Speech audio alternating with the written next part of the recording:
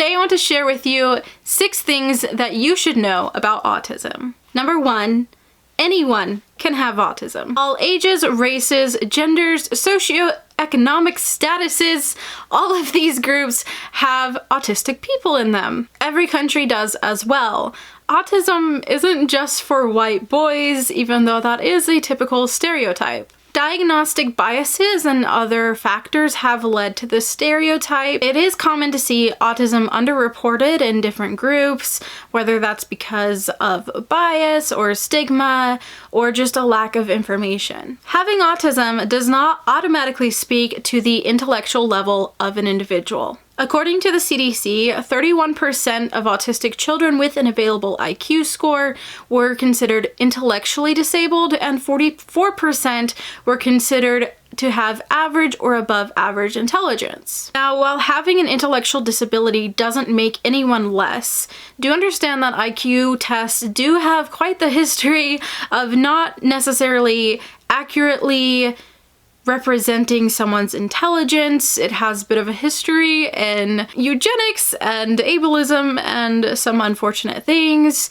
There are some studies that suggest that if you are incentivized to do better on an IQ test, you will, and if you're not, you might not do as well. So there are a lot of factors that go into IQ tests, as well as the type of test, especially when someone is nonverbal or isn't very good at engaging to communicate. So there are a lot of factors that come into this, but it is still not a bad thing or make anyone less to have an intellectual disability. No matter the IQ of someone on the spectrum or not, we are all worthy of life, love, compassion, and respect. Although intellectual disability can and does co-occur with autism, someone being autistic doesn't automatically make them intellectually disabled or gifted. Autism is not behaviors. One of the most pushed and controversial therapies for autism, applied behavior analysis, really feeds into this idea. Because autism is currently diagnosed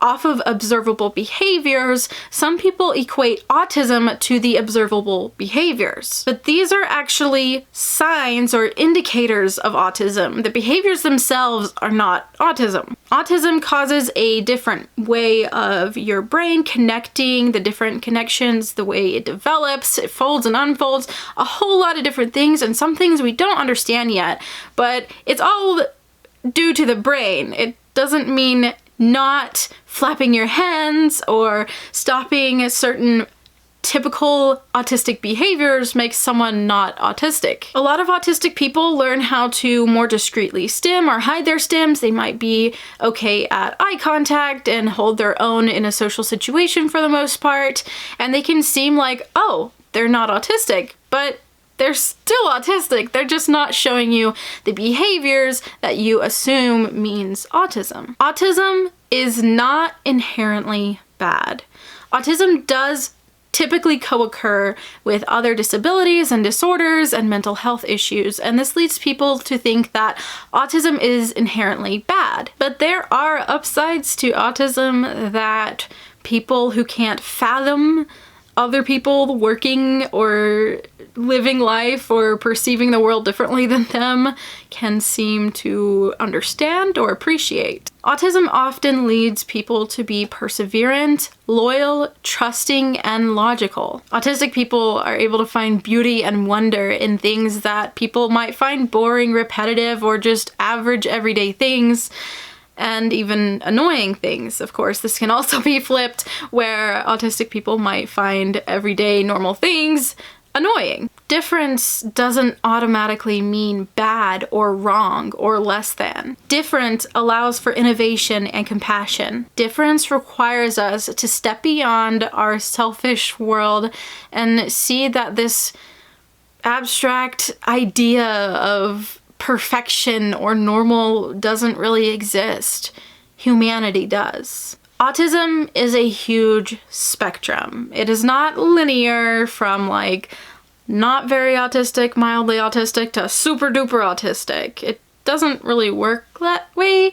It's a mixture and varying degrees of deficits and surpluses in different areas. I want to take a moment to acknowledge something that not a lot of neurodiversity advocates may stop to acknowledge in their efforts to combat the tragedy narrative that is often pushed during this month. There are autistic people who are profoundly disabled and have intense trouble with the connections between their brain and their body. They have intellectual disabilities and don't appear to understand things that other, maybe typically developing people might at their age. There are autistic people who work very, very hard to accomplish what other people consider simple. Autistic people, no matter where on the spectrum, no matter how disabling or enabling they find autism to be for them,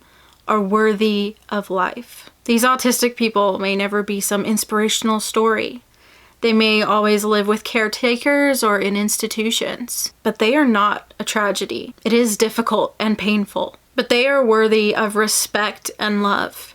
They are my brothers and sisters on the spectrum just as much as the well-written and well-spoken advocates who may be speaking up during this time. They and their families matter. They need support and compassion, and for laws and funds to be made available in efforts to help protect them and keep care of them. And that's not to say that someone who can speak or isn't as high needs is just fine. We all have our struggles and our strengths. On this massive spectrum, please don't forget, overlook, or dismiss any of us. And number 6, the concept of a cure is controversial. Many people see autism as something bad or tragic or expensive. Some presume that autism has taken us away into the darkness. Many of us beg to differ.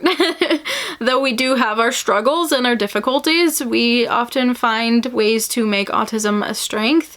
And even if we don't find some magical autistic superpower, it's part of who we are. It's a large part of our being. It's how our brain works. It's how we think and we perceive. It is integral to our being. A lot of people say that a cure would make us into different people, that it would be comparable to a lobotomy, that we wouldn't be ourselves. Others are willing to be open to it as long as it took the negatives of being autistic away. Some autistic people are open to whatever a cure would be, and many advocate vehemently against it. So this is my personal take on it. Should there be a cure that wouldn't change who we are, that would be the choice of the individual, that would help people not struggle as much, I would be happy to see that happen for those who want it.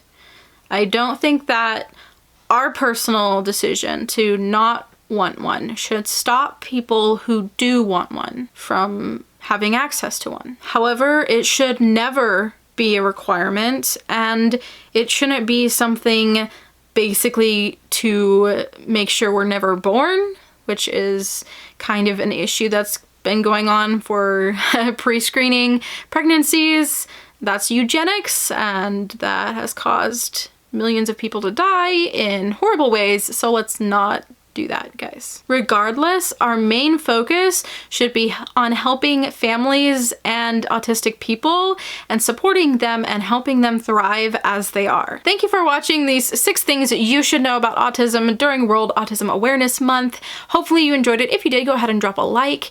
If you're interested in learning more about autism from the perspective of an autistic adult, me, you can go ahead and hit that subscribe button, and I'll see you in my next video. Bye!